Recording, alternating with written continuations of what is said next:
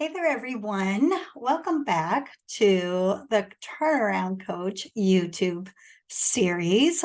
I'm hoping that you are having an amazing week so far.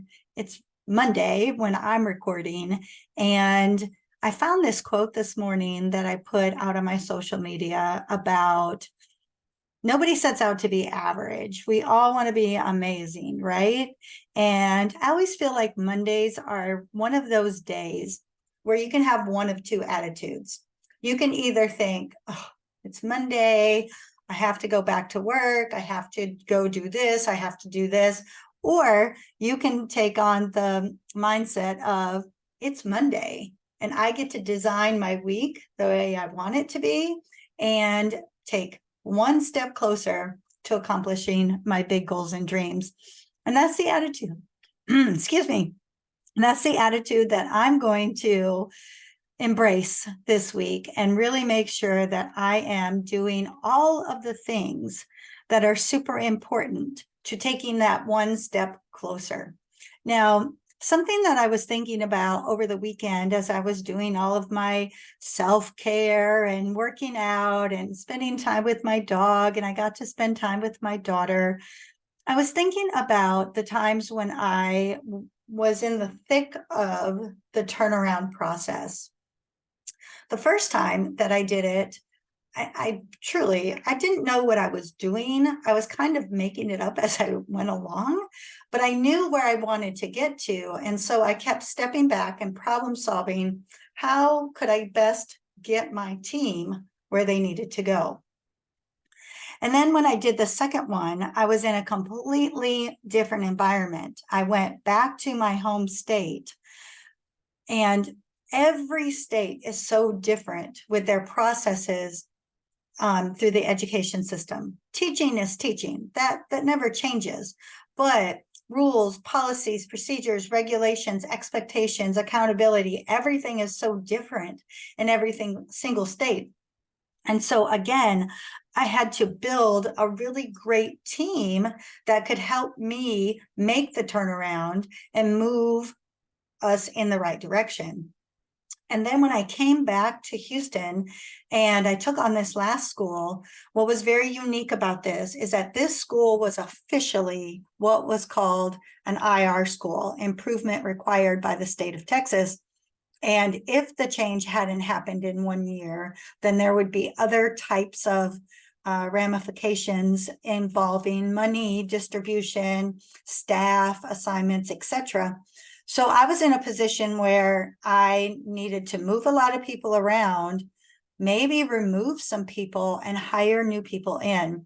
And again, it was all about building the teams that were going to be most effective, building my leadership team, and knowing that change takes a minute, right?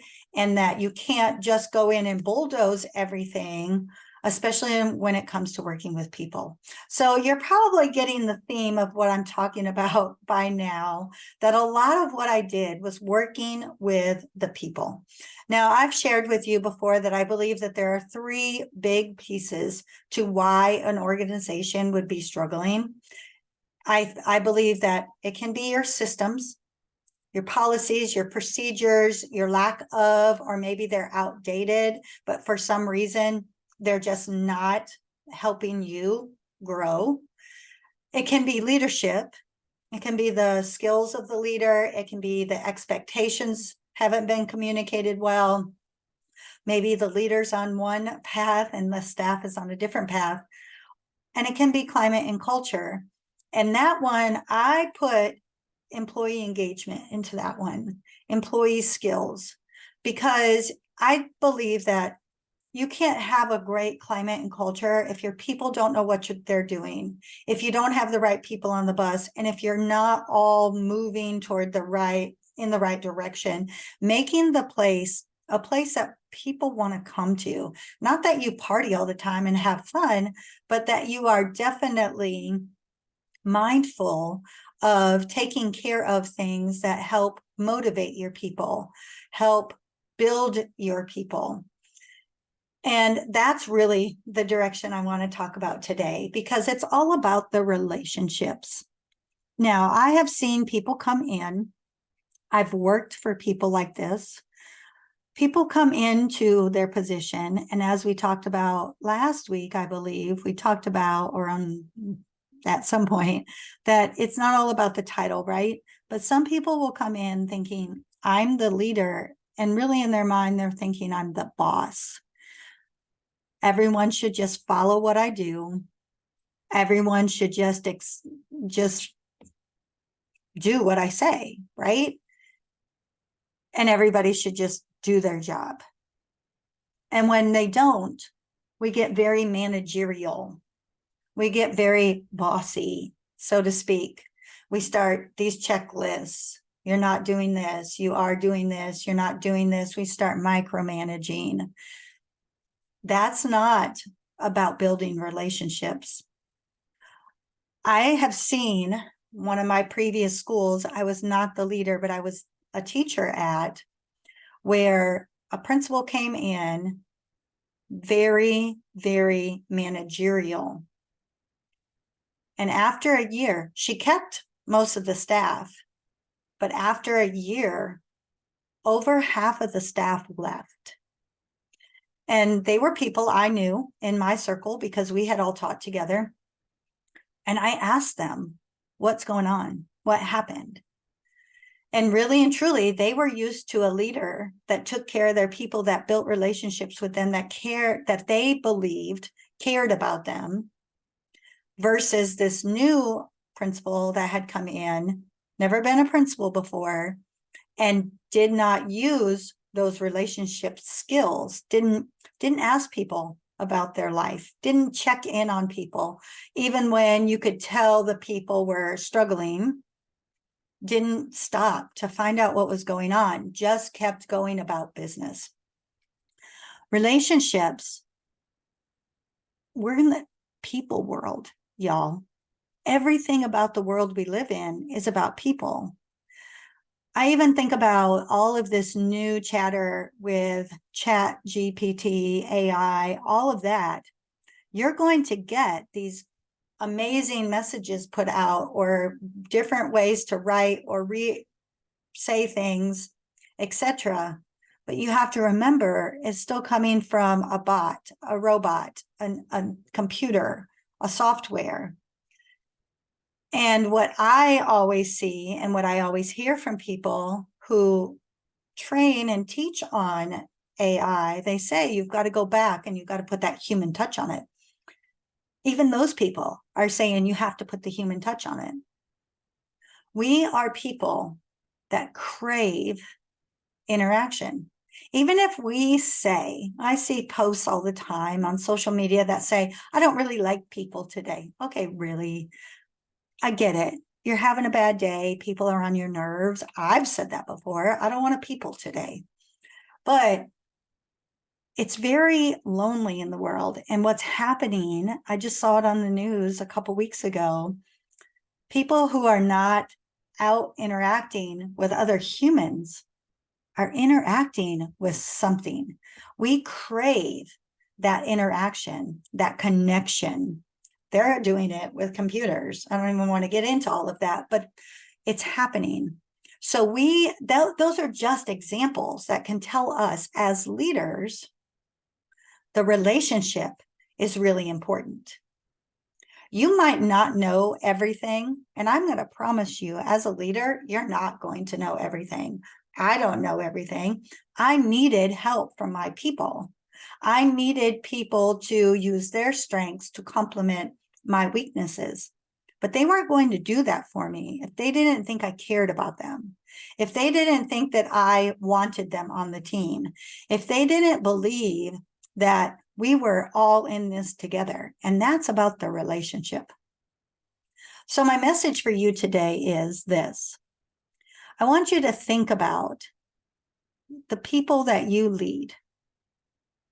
And you're probably listening to this because either you like me, you want to hear leadership skills from me, or you're in a place where you're trying to fix your organization. Something's not right.